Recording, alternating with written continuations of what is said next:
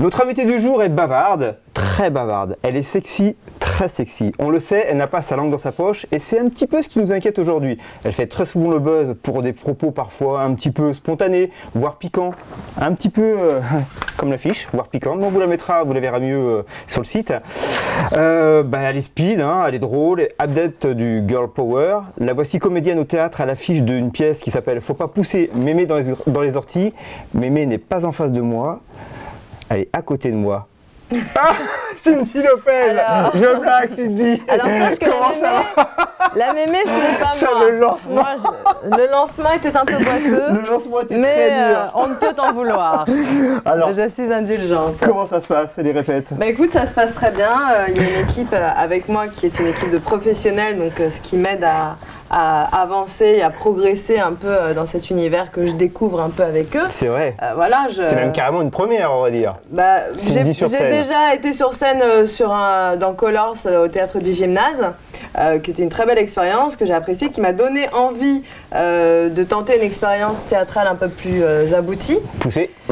N'est-ce pas? Et grâce aux metteurs en scène et aux autres acteurs qui un peu m'ont pris sous leur aile, j'essaye de donner le meilleur de moi-même. Voilà. Ça fait un mois que il arrive le meilleur. Alors dans le meilleur ou dans le pire en ce moment? Alors là en ce moment on est dans on est dans le pas très drôle parce que les répètes, enfin c'est à un moment donné on a hâte d'être sur scène quand même et de jouer devant les gens. Il y a un réalisateur qui dit pas de bêtises.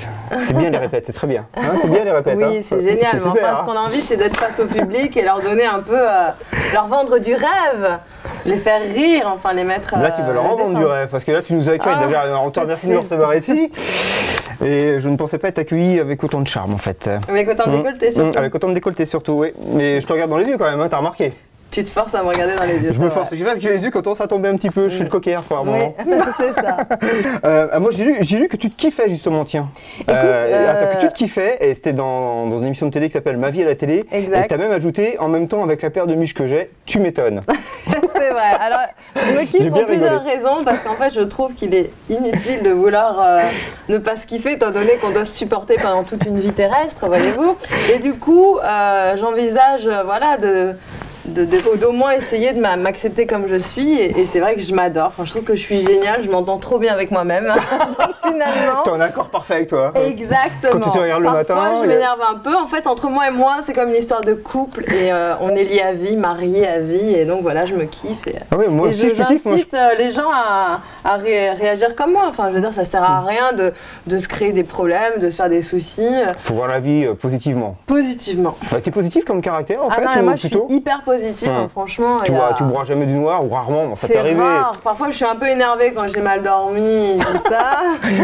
Mais, genre le 1er novembre, la veille du 2 où sera la première de la pièce. Voilà, ce matin-là, je pense que personne ne devra me faire de queue de poisson sur la route, sinon il risquera sa vie. Voilà. T'enregistres un single aussi en ce moment si je me trompe pas. Exactement, j'ai écrit des paroles d'un titre qui était assez rigolote, enfin, c'est un truc un peu second degré, c'est très second degré, ça c'est clair. C'est un peu pour rire, enfin j'ai pas la prétention d'avoir la voix d'une vraie chanteuse et du coup je m'en avais... C'est ce qui m'a surpris. Ah, t'as trouvé que j'avais une belle voix? Mais non, je blague. Ah, c'est j'ai failli y croire, tu vas mal finir. Ça y est, elle commence à frapper, ça y est. Attention, tu vas mal finir. Mais moi, j'aime bien aimer les paroles, en fait. J'aimerais me faire flotter dans une piscine. C'est le syndrome Loana, ça, par exemple. Non, me faire flotter dans une piscine clashée par des misogynes. Alors, c'est un petit clin d'œil à la première star de télé-réalité qui est apparue sur nos écrans. Et donc, voilà, c'était un petit clin d'œil. Clashé par des misogynes, vous savez qu'il y en a beaucoup des misogynes hein, dans le PAF. Hein, on en est un peu envahi, j'ai envie de dire. Il y en a même de trop. Donc moi j'adore les énerver. Vous savez, ils m'ont dit un jour, il faudrait que tu arrêtes de faire plein de choses que tu ne sais pas faire. Bah justement, je fais exprès de faire ce que je ne sais pas faire juste pour les faire chier. J'ai appris que tu étais arrivé dans la pièce de théâtre un peu par hasard, lors d'un dîner avec lauréat. Exactement, j'ai rencontré le Réa à une soirée et puis il avait besoin d'une méchante. On parle un peu trop branché, Réa, réalisateur, excuse-moi. Ouais. Oui, je la réponds. Des fois, oui, c'est vrai, ouais. Puis ils comprennent pas toujours. Donc, oh, si t'exagères, le public n'est pas dupe. C'est vrai, tu crois qu'ils sont pas dupes? Donc vous n'êtes pas dupe. Allez, voilà, là c'est côté sympa pour moi de Cindy. Non, mais moi je crois en l'intelligence du public, je pense que le public est loin d'être débile. Par exemple, les journalistes, vous les crétins, parce que vous les journalistes, vous êtes vraiment des nazes, des crétins, d'un culte crétin, enfin parfois, excusez-moi, ça m'énerve, ça m'agace. Vous pensez que le public ne voit pas au-delà du bout de son nez. Et en fait, pour moi, le public est intelligent et il sait décrypter les messages un peu cachés, il sait voir au-delà des apparences. Et c'est ce que j'apprécie un peu dans les gens que je rencontre, que je croise dans la rue, qui viennent me voir quand je fais des shows en club ou quand dans la rue, voilà. Et donc les journalistes, c'est toujours de m'enfermer dans une case et je passe mon temps à vouloir en sortir. Et grâce au public, j'y arrive de temps en temps quand même. T'as vu l'envers du décor parce qu'en fait tu travailles comme journaliste pour un magazine télé. Exact. Tu y es toujours ou pas? Non, je le fais pas. Je le fais plus. Je l'ai fait pendant 2 trucs de suite et après j'ai un peu arrêté. Bon, est-ce qu'ils t'ont rassuré? Parce que t'étais au cœur d'autres journalistes, t'étais avec d'autres journalistes. Ils t'ont rassuré ou pas? Ou t'as toujours cette vision malgré cette expérience que t'as eue? J'ai travaillé dans plusieurs supports. J'ai travaillé dans un support qui n'a rien à voir dans New Look. Donc ça, c'était un peu. J'adore ce support. Voilà. Dans mes toilettes, il n'y en a pas mal. C'est la plus préférée. J'ai ça à Géo, moi. Et pour TV Mag du groupe Figaro. Donc c'est quand même assez sérieux. J'ai été très bien accueillie dans ce magazine, enfin chez ces journalistes très sérieux. Et c'est vrai que j'étais un peu différente d'eux. Et j'ai pas envie de me dire que je suis journaliste ou pas journaliste. J'ai juste envie de me dire que j'ai envie d'exprimer les choses, les informations à ma façon, avec mon filtre personnel à moi. En fait, j'ai pas du tout d'objectivité en fait. Je suis hyper subjective en donnant une information au public. D'accord. Donc on a dit tout à l'heure que tu étais arrivé dans cette pièce un peu par hasard. Moi j'ai eu l'impression, en fait je ne le savais pas, j'ai découvert après, qu'elle était faite pour toi cette pièce. Le rôle, parle-nous un peu du rôle que tu as. On a l'impression que ça a été écrit pour toi. Mais apparemment non, parce que tu es arrivé par hasard. Absolument pas. Le rôle n'a absolument pas été créé pour moi. Madame Bachu a toujours existé. Après, je suis Sylvie Bachu, infirmière de garde, tyrannique, méchante et qui n'a aucune pitié et qu'une seule passion dans la vie, dépouiller les vieux pour gagner au jackpot. Pitch un petit peu, voilà. En fait, il y a une personne le pitch, c'est une maison de retraite. Tous les gens qui sont à l'intérieur de cette maison de retraite ne rêvent que d'une chose, se tirer de cette baraque. Et moi, je suis une infirmière de garde et en fait, j'ai une passion dans la vie, c'est les jeux en ligne, donc tout ce qui est poker et tout ça. Et je rencontre, il y a un magot, il y a un vieux qui meurt, il laisse un magot et tout le monde essaye de se barrer avec le magot et se tirer de cette putain de maison de retraite. Et voilà, et donc toute l'histoire commence et je peux vous dire que j'en vois des vertes et des pas mûres. Il y a 2 mamies sur scène qui m'en font voir aussi et aussi le Roberto qui est mon allié, enfin c'est ce que je pense ou ce que je pensais, enfin vous verrez, c'est très particulier. On s'ennuie pas. On s'ennuie pas parce que c'est vrai que il y a des rebondissements constamment. Il y a des rebondissements et puis moi ça me fait plaisir d'avoir une pièce de théâtre avec des rôles de vieux en fait. C'est vrai que depuis longtemps, enfin déjà un petit peu, ça t'intéresse. On se moque jamais des vieux, les vieux ne se moquent jamais de nous, enfin on les intègre jamais trop dans l'humour français depuis les Vamps, enfin on avait oublié un peu l'univers des vieux. C'est vrai. Et c'est un peu dommage et cette pièce de théâtre est vraiment une pièce grand public qui peut réunir un peu toute la famille. Enfin je veux dire, j'incite les gens à aller chercher leurs vieux justement dans les maisons de retraite, de les sortir de là et de partager ensemble. Les emmener voir la pièce. Et de se marrer les uns des autres avec voilà. Moi j'ai pas l'impression, enfin moi j'ai des amis qui sont vieux et j'ai pas l'impression qu'un vieux est con, voilà, ou qui perd la boue. Ce serait même plutôt le contraire. Au contraire, ils ont tout à nous apprendre. Le savoir. Exactement. Donc moi j'écoute toujours ce que me disent les vieux. Voilà, alors, Madame Granchon. Allez. Madame Granchon est appelée s'il vous plaît. Alors je présente Madame Granchon. Voilà. Alors c'est Madame Granchon tout à l'heure que tu dis que c'est une vampe, c'est ça? Madame Granchon. Toute belle, Madame Granchon. Alors